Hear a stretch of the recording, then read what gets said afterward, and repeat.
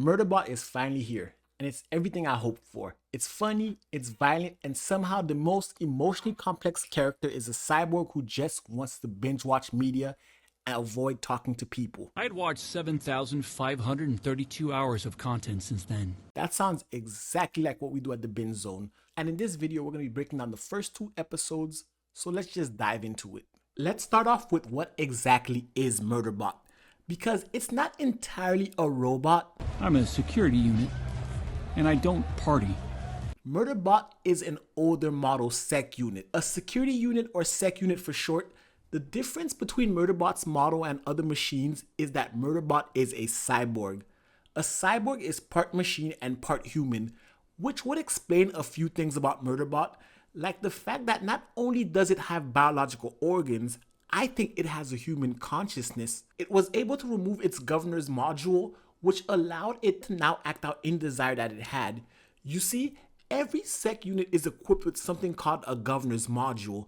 A governor's module is a series of software programs built into every sec unit's programming that make sure that they are totally obedient to humans and cannot take actions against humans unless commanded to.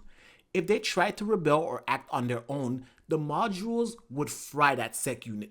Because of this, they make the perfect security force for protecting mankind in the deepest reaches of space. However, Murderbot was able to hack and remove its governor's module, making Murderbot the only free-willed sec unit, or so we think. Because the way episode 2 ended, I think there might be another sentient cyborg, but we'll talk about that a little later in the video. But I think the main reason that Murderbot was able to hack itself in the first place was because it's more human than it is machine. It's a cyborg after all, and it would make sense as to why it would even think to hack the module in the first place. Which I think brings us to what makes Murderbot so different. It's insecure, lonely, and just wants to be loved.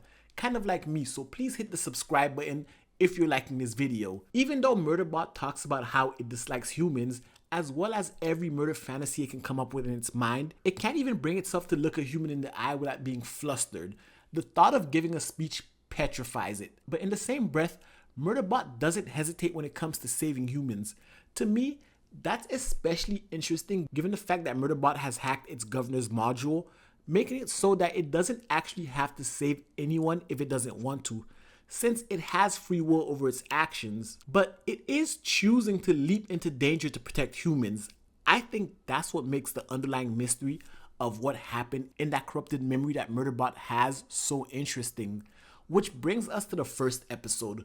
When we're first introduced to Murderbot, while it had been assigned to a mining facility, it's where Murderbot first hacked its governor's module, and it's where we see how humans treated Murderbot. When Murderbot first achieves this freedom, it comes up with its own name, with its first inclination being to kill every human for the disrespect and degradation it had endured. What do I do now? Maybe kill all these idiots and take a starship to a distant galaxy. We don't see what happens next, but we know that Murderbot's memories from that time were erased or messed with because it keeps getting visions and memories that make it seem like it went on a rampage and killed everyone in that facility. But if that was the case, why would they refurbish it instead of destroying it? I think that's one of the mysteries I think that is going to linger during the season.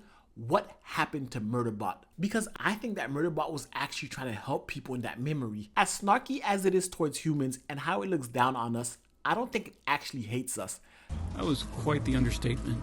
Without me, they'd all be dead in a week. Matter of fact, I think Murderbot used to be human before it was commodified and turned into a mass-produced cyborg. This whole show, I think, is a meta-commentary on hyper-capitalism as well as humanity's over-reliance on technology.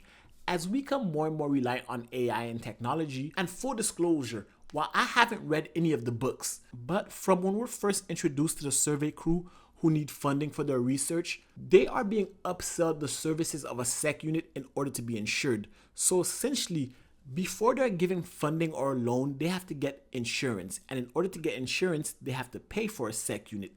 That's 3 times the debt before they even start their research project. Remember, these are space hipsters, scientists who do consensus prayers as a group before they can even make a decision. The ultimate suckers, I mean ultimate customers. You take that and add in the fact that they tried to upsell them to the latest SecUnit model, which I think the reason that these models are more advanced than Murderbot is because they are more machine than human. They even refer to it as armor, while Murderbot, who is a cyborg and thus may have been human first before being turned into a machine. Murderbot isn't the only example we have of this though, because we have other instances in the show that shows humanity has begun upgrading themselves with machines.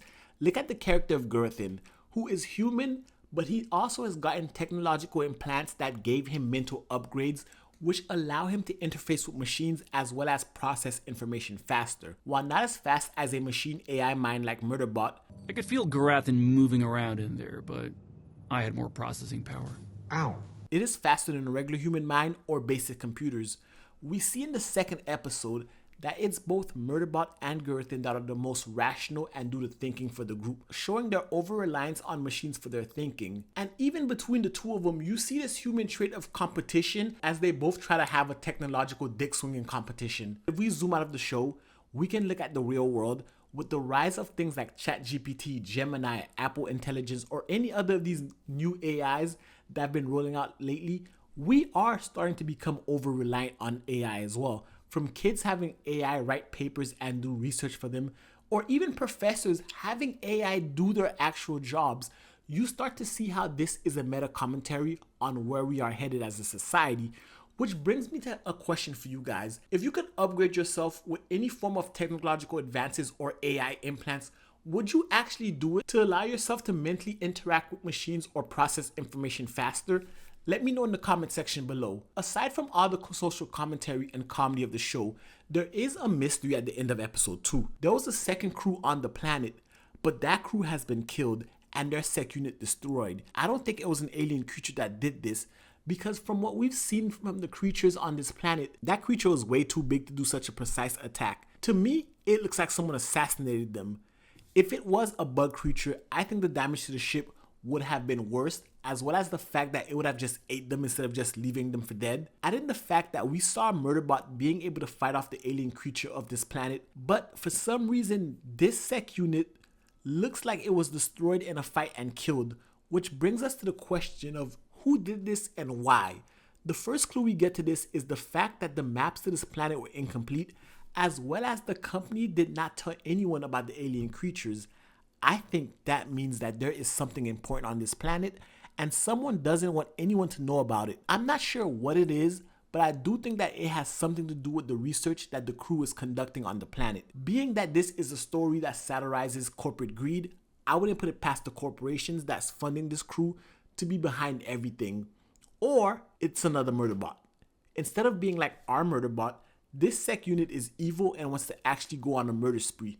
But guys, that's just my thoughts. I'd love to hear your thoughts about this in the comment section below. And if you like the first 2 episodes of Murderbot, will you be tuning in to the rest of the season? Let me know in the comment section below. And guys, if you like this video, give it a thumbs up, hit the subscribe button, and until next time, peace.